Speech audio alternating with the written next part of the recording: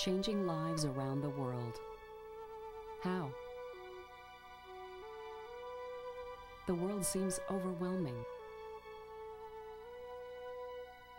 Millions of people need help. Can anyone really change lives?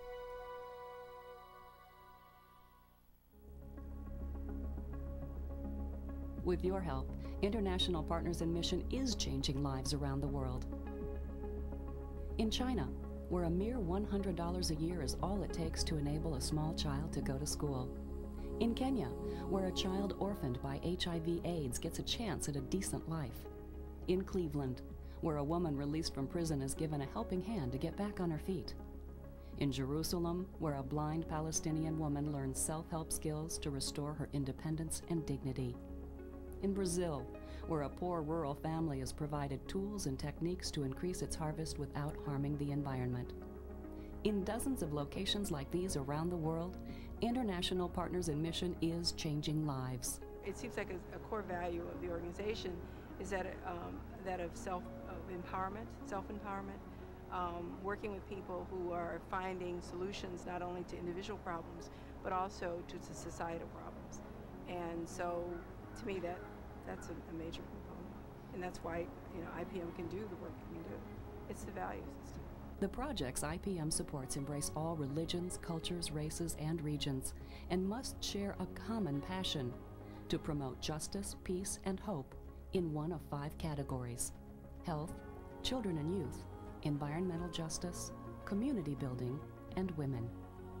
Pressing health issues are the focus of projects like this one in India, where lepers receive respect, employment, and health care vital to their well-being.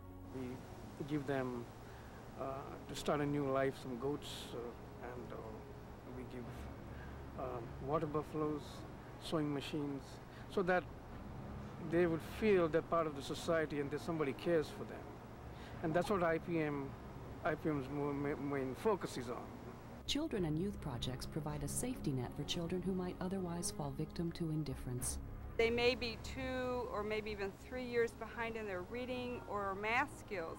That's primarily due to having to deal with issues of maybe homelessness, alcohol or drug abuse at home, just general poverty issues. And so what we're able to do is kind of come into their lives and provide a very personal approach to helping them with their schoolwork, getting them on task, starting to develop a little more discipline and their ability to accept their day-to-day responsibilities without them being so overwhelmed because they're being partnered up with others that are doing the same thing. And so all of a sudden their skills come up, they generally get back on task, and we've seen kids turn around dramatically in a single school year. Projects dedicated to environmental justice encourage a sustainable balance between modern development and a thriving ecosystem. We're working a lot with pro-environment programs, tree nurseries, biogas latrines, improved cooking stoves, so their health improves. There's some income generating opportunities through agroforestry initiatives. We're also partnering with a social work program to work on personal development skills, so each individual can benefit, can take more personal responsibility in their lives. Community building takes many forms: digging water wells, improving schools, and providing safe havens for troubled teens all help fortify struggling communities. Without this opportunity to get their education, they're stuck where they are, and it really is a very basic existence. They have very few opportunities to get into a job market. The only market that's available to them is the informal market, what they can sell, what they can, either whether it's coconuts or whether it's a service. And it is a very difficult neighborhood. It's a very tough neighborhood. The 5th project category is women. In places like Panama, mothers learn basic health care for their families. In Bosnia, Muslim, Catholic, and Orthodox women create hand-knit articles for global markets, regaining control over their lives. I don't know how they'd support themselves. It's a devastated economy. It's a post-war society. It's had basically probably most of the country is in post-traumatic stress disorder. It's a very, very difficult landscape, and these women are very energetic and committed and involved in trying to rebuild their country. International Partners in Mission, or IPM, was founded in 1974 by Paul Strege, Jim Mayer, and others on the unorthodox concept that mission could and should be a two-way street. Jim's widow, Sammy, was moved by this spirit of partnership as a young missionary bride taking her first step on the shores of India. I simply went ahead knowing that I had a support system for myself that would be okay. But I also knew that I had to learn to honor a new people, and that I simply was not there to give them kind of my Western way, my spiritual way, even though we may share the good things of that, but that I had to really step into a whole new way of living. And that was hard for me, but it also changed my life. Shared partnership was central to the founder's vision and remains one of 4 fundamental principles that guide IPM's actions today. Global awareness reflects our commitment to fostering unity in a turbulent world. I think it's particularly important in light of September 11th and the events in our world these days that folks begin to see the world and people in other communities as the similarities they have with us rather than the differences, and to try to find commonalities where we can work together and try to build a society that's full of peace and full of hope for those who are oppressed and often on the margins of our societies. Personalization is the ability of a donor to direct how their gift is used, either to a category or to a specific project. In return, donors receive letters, pictures, even invitations to visit from their chosen partners.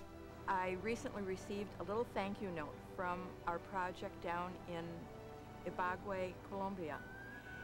It was a tiny little card, and it had children all around it, and it was written by one of the children in the project where they have an after-school program to help these children who have been through unbelievable circumstances.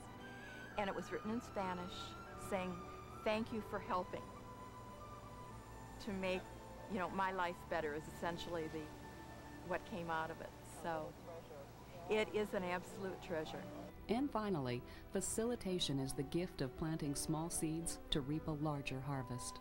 In my way of thinking, and this is only my opinion, facilitation is the ability of an organization to put together all of the little pieces and end up doing a multiplication.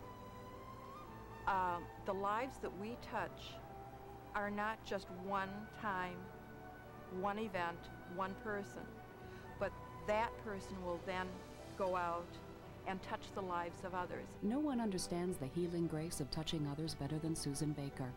Susan lost 2 of her children in a terrible car accident and finds that helping underprivileged kids through IPM offers bittersweet comfort. My goal was to not let my children be forgotten. That was very important to me. And through IPM, I think I'll be able to achieve that goal. This fund will go on long after I'm gone, and my children will still be able to help other children through this fund, and I'm so grateful for that. In a world that grows smaller every day, the ties that bind us to each other grow closer. Halfway around the world or across the street, we have neighbors who need help. In Kenya and in Cleveland, we have friends who are struggling. Inaction and indifference are no longer an option. One child at a time, one woman at a time, one family at a time, one community at a time.